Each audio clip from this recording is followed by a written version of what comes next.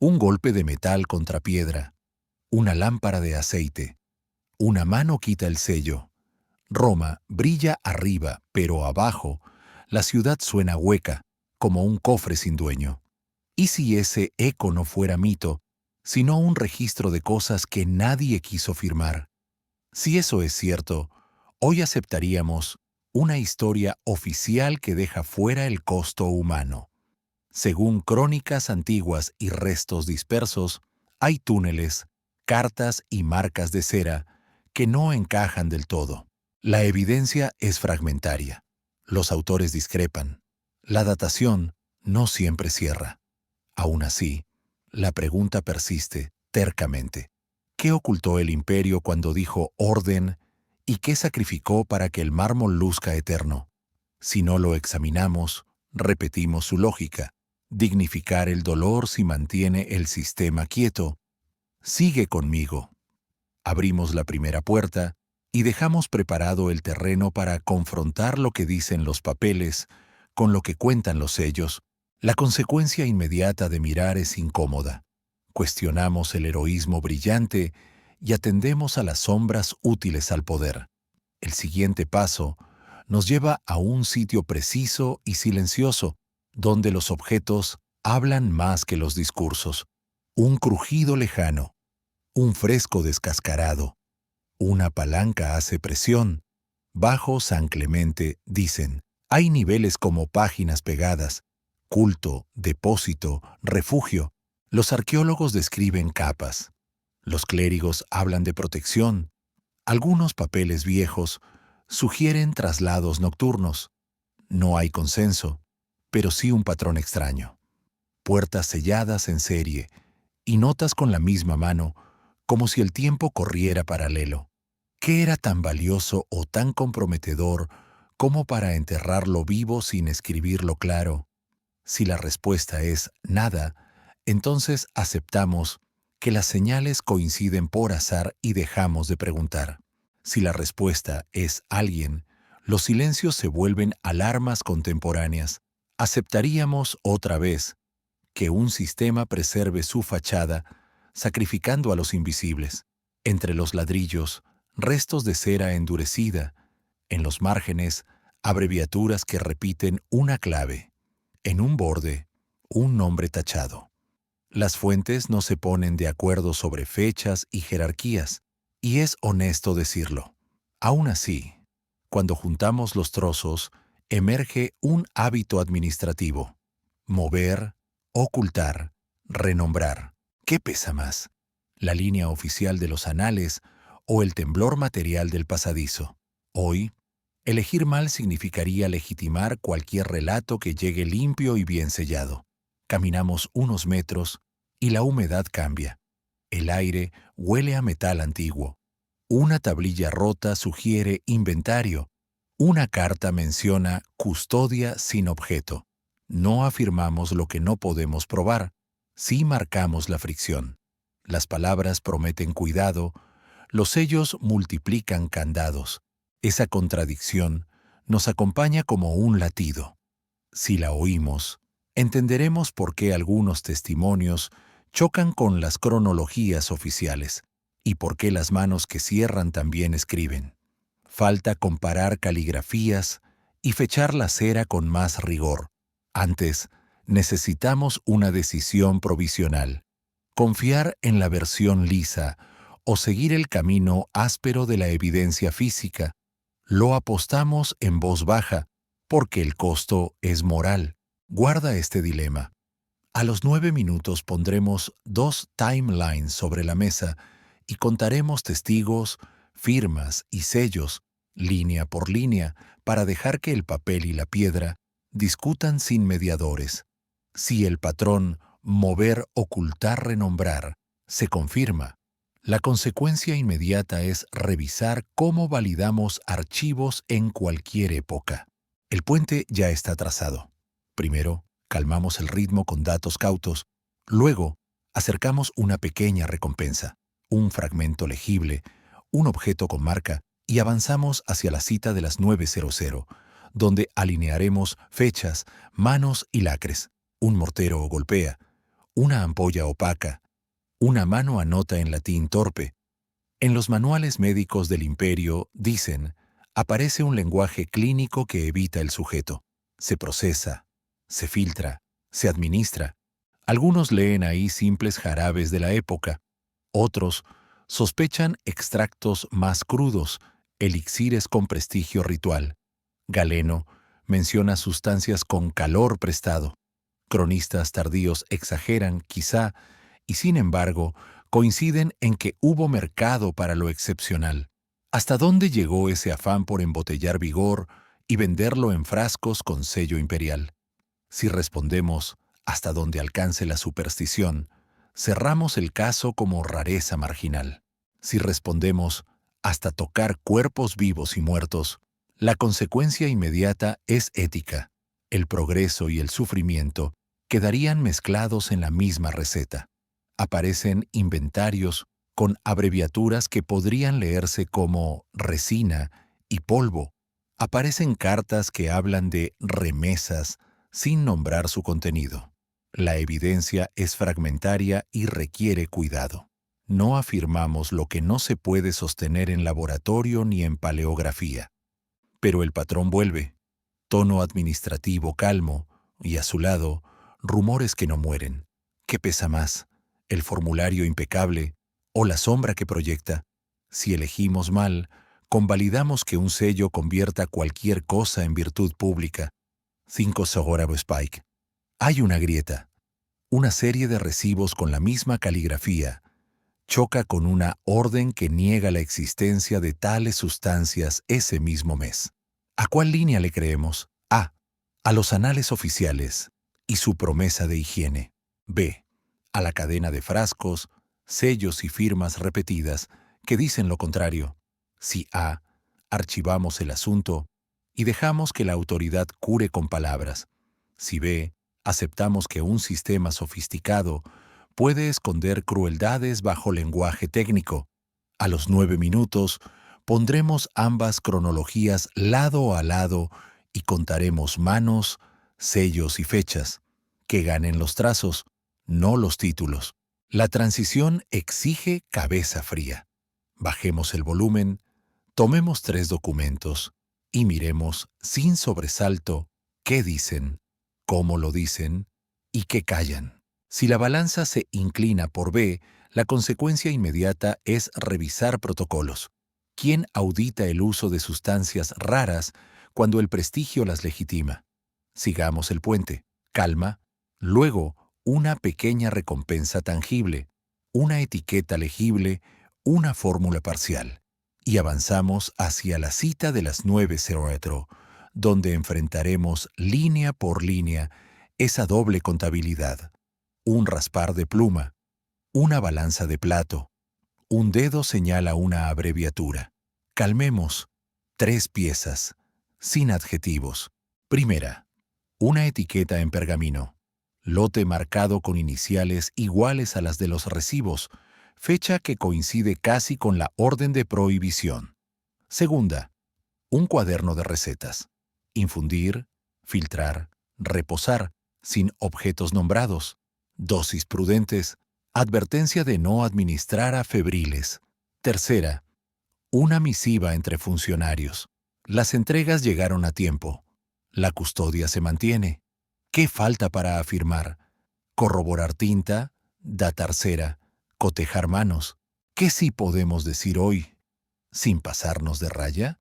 Que existe una fricción precisa entre la norma proclamada y la logística que continúa.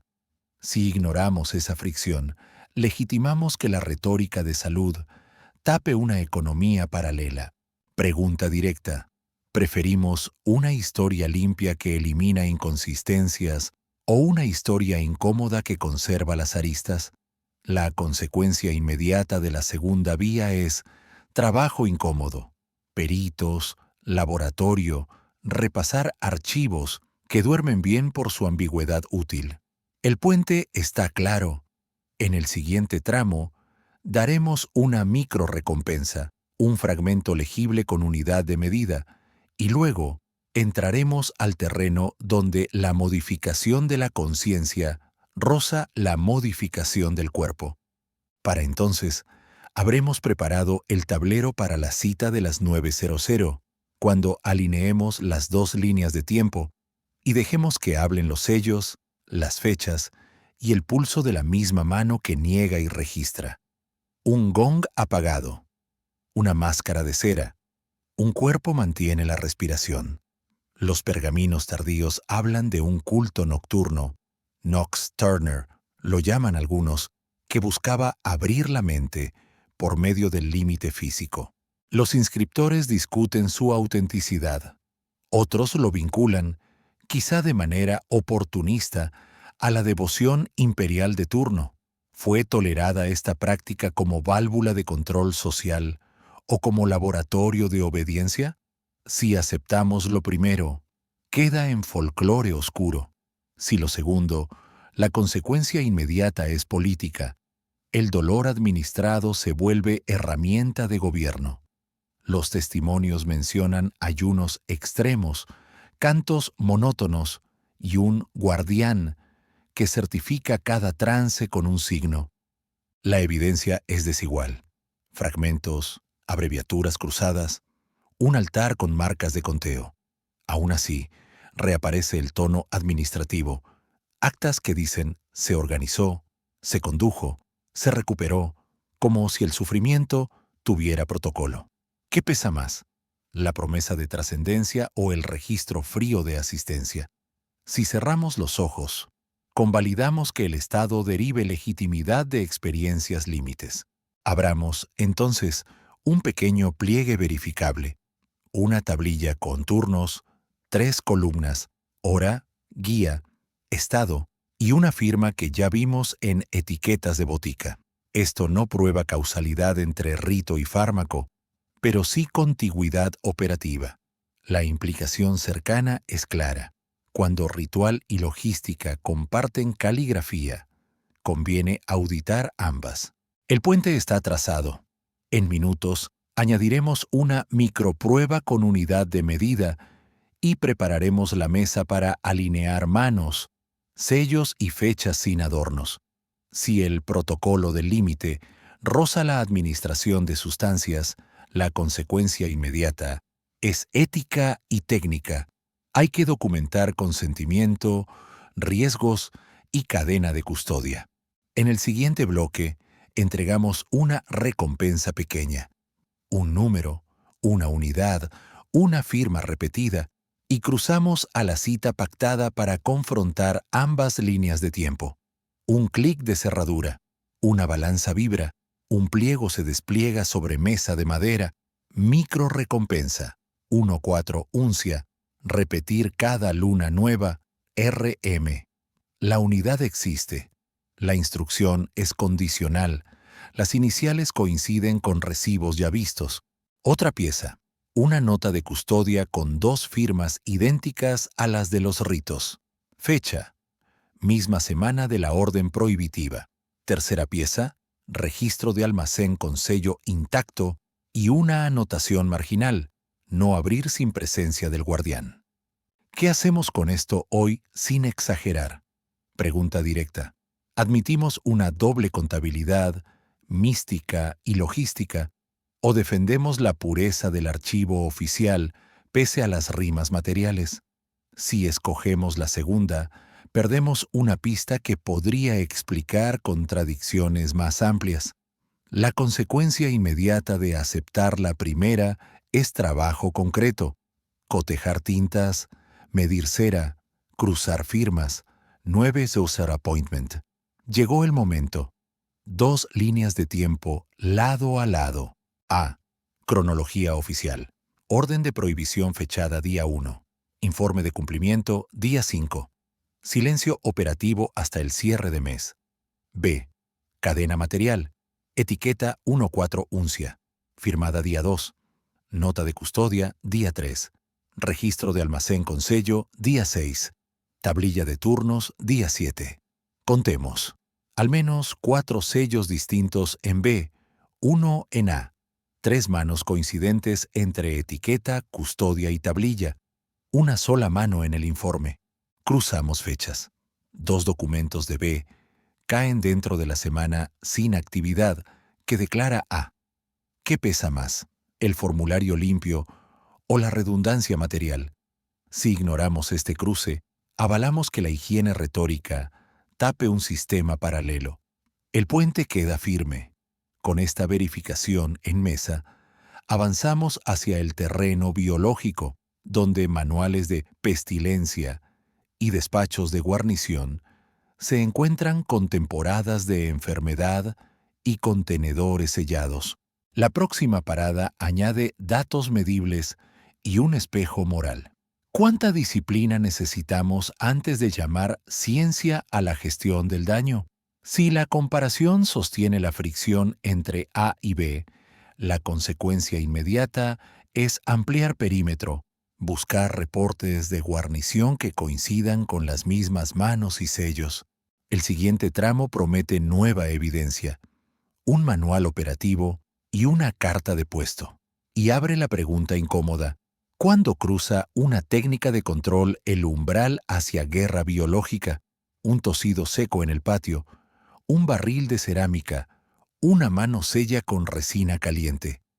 Nuevo paquete de datos, un manual que enumera portadores débiles, rutas por estación y órdenes de contención por clima.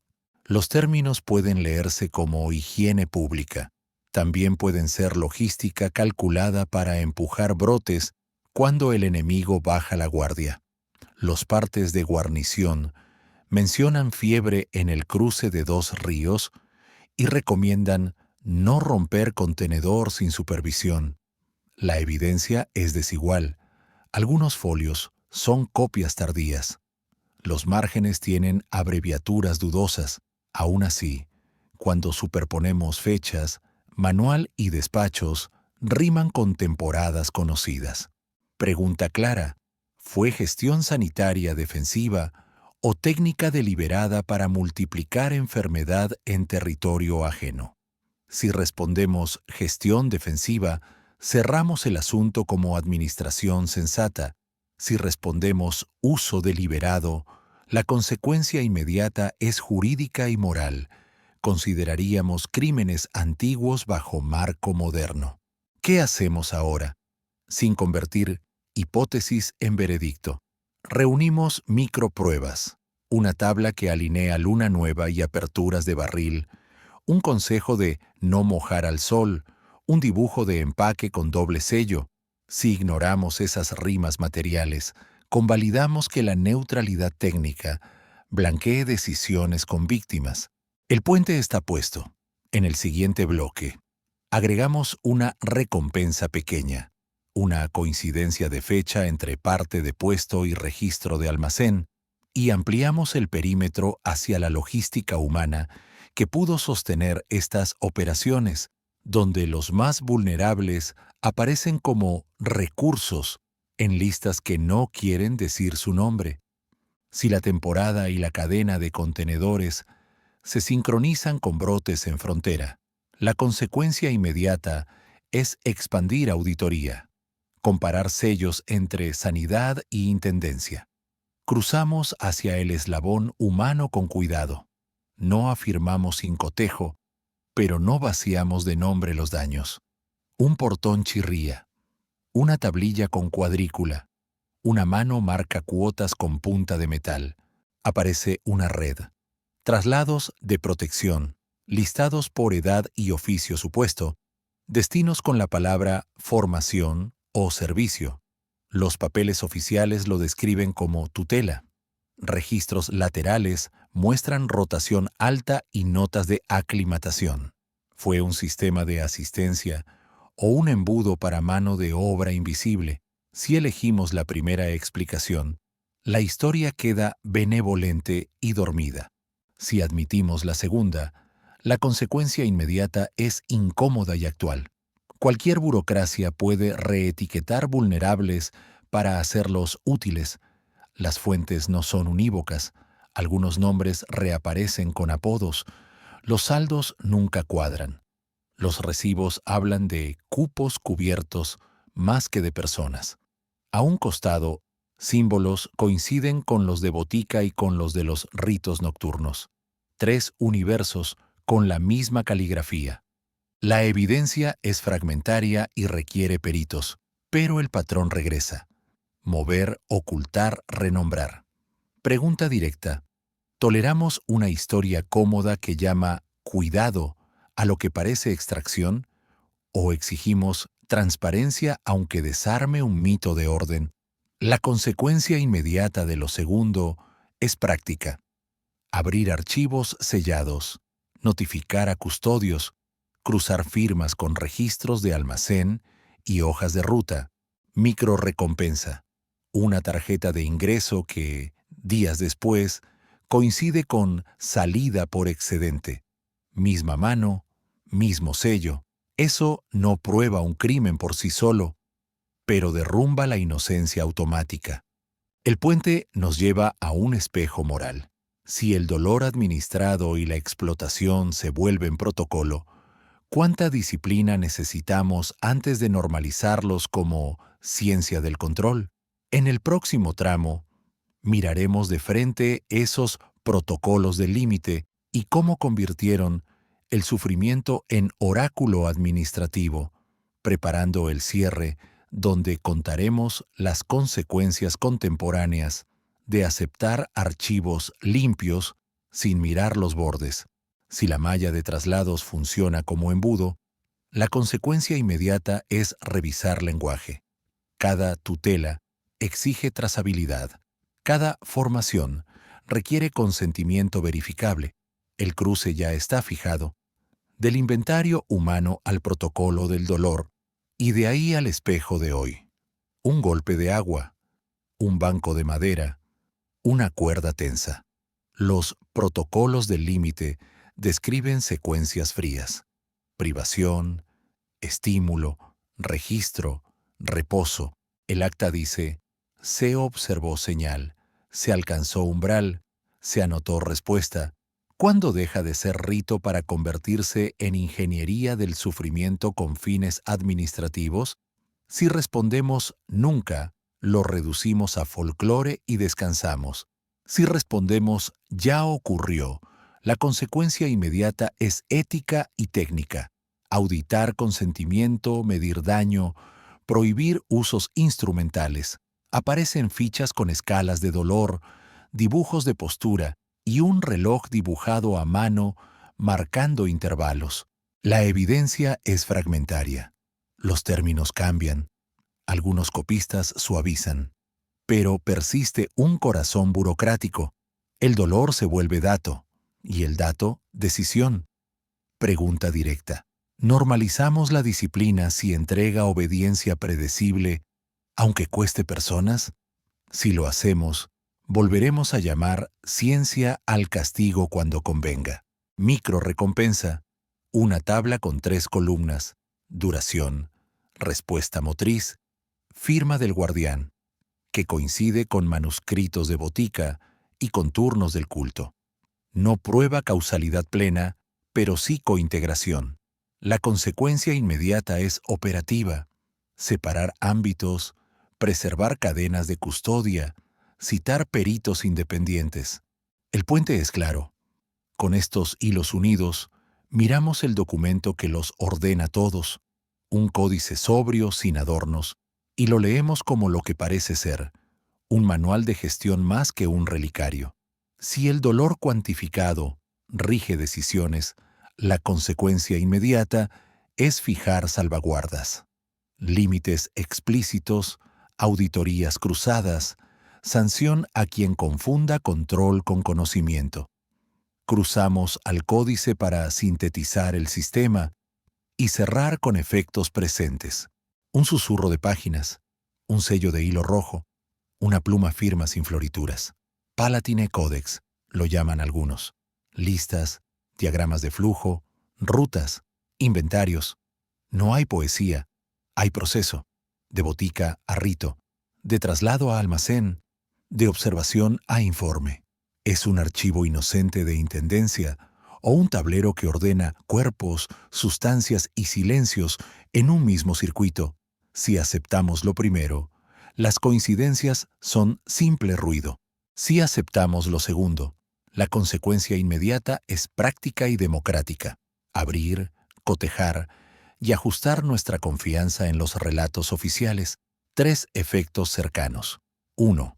Aprender a leer imperios por sus engranajes y no por sus mármoles. 2. Reconocer cómo tecnología y burocracia convierten daño en trámite si nadie mira. 3. Exigir pruebas fuertes antes de repetir mitos convenientes, incluso cuando tranquilizan. Micro recompensa final. Un diagrama con flechas que cierra en bucle. Entrada, tratamiento, destino, y la misma mano firma cada esquina. No basta para condenar, sí para investigar en serio. Pregunta de cierre.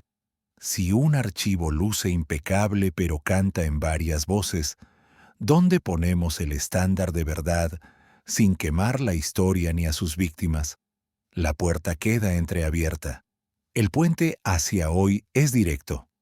Replicamos o desarmamos estas lógicas según cómo auditemos nuestros propios sistemas. La próxima vez, traeremos casos donde evidencia mínima cambió programas enteros y mediremos juntos qué umbral basta para mover una verdad de vitrina. Si el códice ordena engranajes, la consecuencia inmediata es método, cronología paralela, pericia grafotécnica, datación de sellos, trazabilidad humana. Cerramos aquí la VO de 20 minutos con una invitación concreta. ¿En qué punto su estándar de prueba deja de proteger al poder y empieza a proteger a las personas?